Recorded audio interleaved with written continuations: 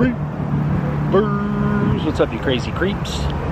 We are in Gresham, Oregon today, in front of the Gresham Pioneer Cemetery. And in fact, I didn't have much information on this whole vlog, and right when I got here this morning, my phone actually died, which I normally use the findagrave.com to search for, people that have passed, places like this place here, the Pioneer Cemetery.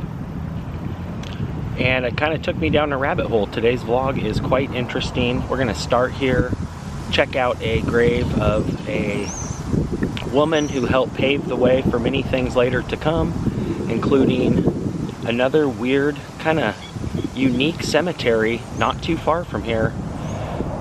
But when I first came through here, I thought, oh my gosh, I'm never gonna find this. My phone died, like I said, and it was literally the first headstone that I walked upon. Stay tuned, today's gonna be a good one. So straight in front of me here, right behind this giant weeping willow, which gives for cool ambiance, is the Pioneer Cemetery here. And like I said, normally I can just find the headstone fairly easily as I search through the Find a Grave, and I was walking in and my phone died. And I thought, oh my gosh, as you can see, this place is pretty big, not as big as some other cemeteries that we passed, but the headstone that I was looking for with the other family members is right here. Let's take a look. So a lot of these headstones are upright, which makes it a little bit easier to find certain ones, but these ones actually weren't. But this tree here acted as a location marker. I had seen pictures before and remembered it was close to a tree, but this is who we are looking for right here. And I'm sorry if I pronounced the name wrong, but this individual, her name was Euphemia Butler, and you can see 1826 to 1906. She was part of a pretty well-known family here, and in front of her grave is another Butler, which I believe might be her husband, George. And not too far from here is actually an entire road named after the Butlers, who I believe were some of the first farmers here in Gresham, Oregon. And there's a lot more to this story, which we will go to Butler Road and check out another cemetery that is really unique. It's basically inside of the farm, I believe it's the Oak Ridge Farm, right off of Butler. And it's a final resting place to two other individuals with the same name. But we're going to go there now and talk a little bit more about the farm, and also tell the story about how the unique cemetery came about. Check this out, you guys. Walking up to show you guys Butler Road, I saw these two benches that looked pretty refreshing right now. It did warm up a bit, but this is actually an old train station, the Schiller Station. Can't really see because of the shadowing, but it says the Springwater Trail Division rail line, which extended from Portland to Estacada, made a stop at Schiller Station, the spot where present-day Ragnar Road crosses the Springwater Trail. As with many of the rail crossings, names were given on the identity of the landowner residing near the crossing. In 1910, Ed and Laura Schiller built this big white farmhouse which overlooked the Johnson Creek floodplain on the east side of Ragnar Road. The Schillers held title to the large parcel of land covering both sides of Ragnar Road. They farmed this land for many years. The parcel of land known as Dawncrest was farmed by a man named Art Witter. And if you can see, here's the farmhouse right here. So just like with the Butlers, a lot of people that own properties, they would give the names to on the streets. That's pretty cool. All right, we're going to continue up here to Butler. Alright guys, we're getting close. Look at this. Butler Road right there. Been trekking for a minute, so let's go up here and film a little piece of history. Should just be the next one up here. Been walking for a while. Whew, it's hot out though. Feels good. Alright you guys, so we gotta be super careful.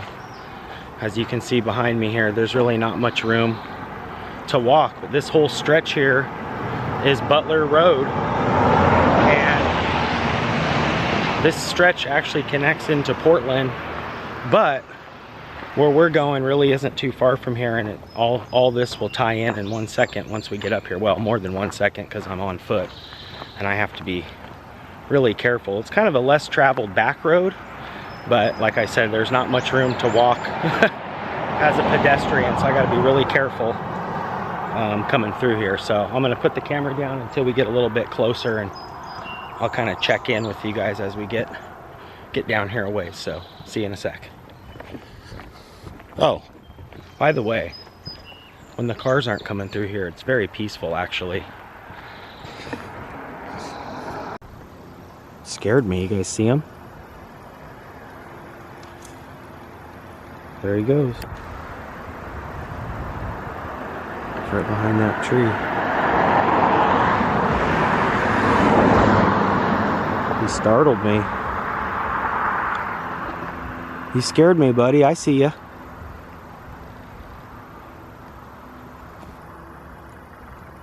I do. I see you back there.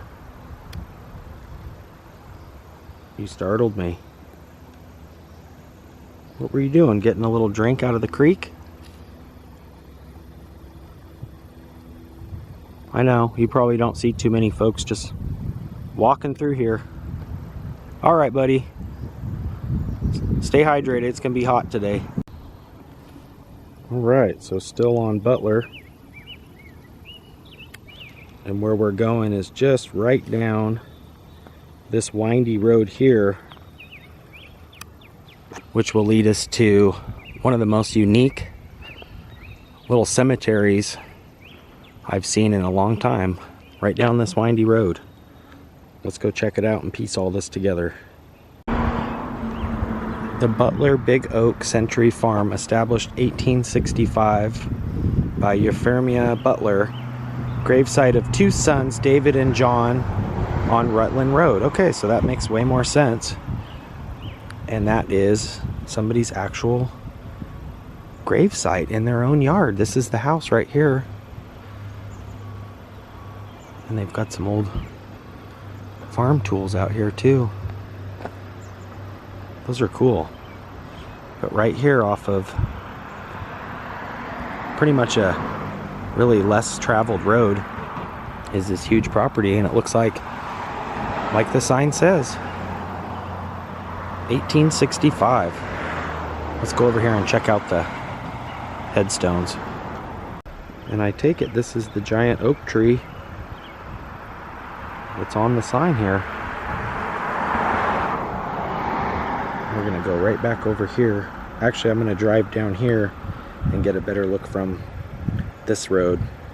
That way I'm not going too far on anybody's property. I think they're pretty cool with it though, just because it is. There's no trespassing, and there's no fences or anything. So we're gonna go way over there where this little cement wall is. Check it out. So what caught my eye from the Butler Road was this concrete, like retaining little area here. Then I noticed the red lava rocks, but upon further inspection I did notice the two headstones, which all make sense now. These were two brothers buried by their mom, Euphemia Butler. One brother was buried due to a windstorm caused a ton of trees to block the road, and he suffered major injuries from that windstorm and wasn't able to get into town, so the family buried him here on the left. And the other brother, well, let's first go up here and take a look at David Chalmers, the older of the two brothers, and then to the right here was his younger brother John, who died of gangrene from a logging accident as well. So the family chose to bury them right here, which is kind of unique and just kind of strange, actually. But it kind of makes sense due to what had happened. But if you pan the camera over here, you can see it's just a huge plot of land, and that is Butler Road here behind me. But the two brothers were buried here right on the farm, where most people would have been buried in their own cemetery. The family chose to bury them right here. Check out this old, I believe, a well with the old. Oh, there's actually water in it. Oh, wow. I wonder if this is in use. That is pretty darn neat. It's actually running. Oh man, check out this cool old truck too. Looks like they've turned it into like a little planter box. But that thing is awesome. Boy, that thing's probably at least 50s, maybe even 40s. That is really neat. I love that. Alright, so this is so funny how this all ties in together. It's so cool to me. But now, if you guys can see on the sign here, we are at the Butler Creek Park. That's right, another place named after the Butler family here in Gresham, Oregon. We're going to just kind of stroll through the park, go check out the creek. I just love how all this ties in. This is so cool to me. I just love old history. Looks like they've got a little placard here too. Butler Creek Park, September 19th, 1987. In dedication and thanks to all who gave their time and talents to make this park possible for generations to enjoy. Thanks to Ross and Bertha Fanning, federal funds, Gresham JCs and Lions Club, area nurseries, and citizen volunteers. Only our dreams of today can make the reality of tomorrow happen. That's pretty cool. And it's really cool to see the name there on the placard. And it is truly a beautiful park. Looks like they've got maybe some Tai Chi going on. Or Qigong. Maybe just some aerobics. Very nice.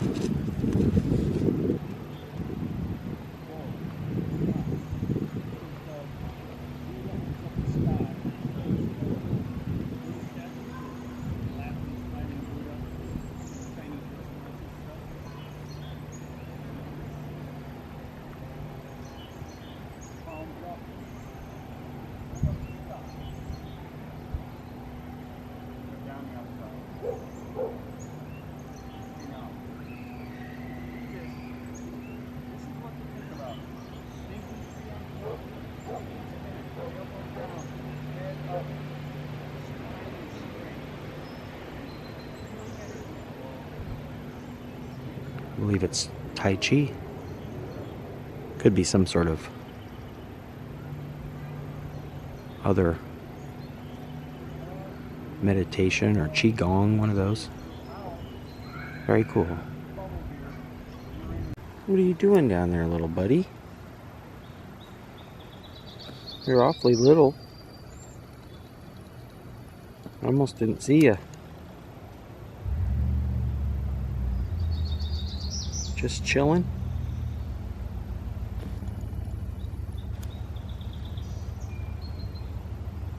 You're really cute.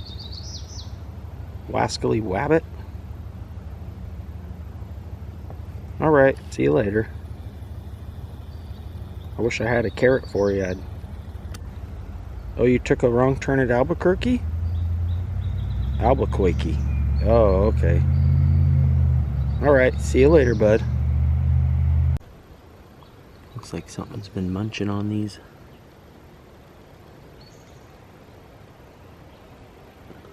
Grown right out of the tree. Bunch of them.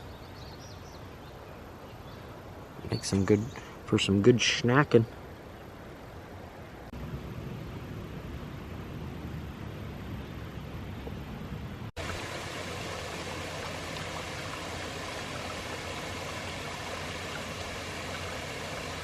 This waterfall here is actually considered Butler Creek.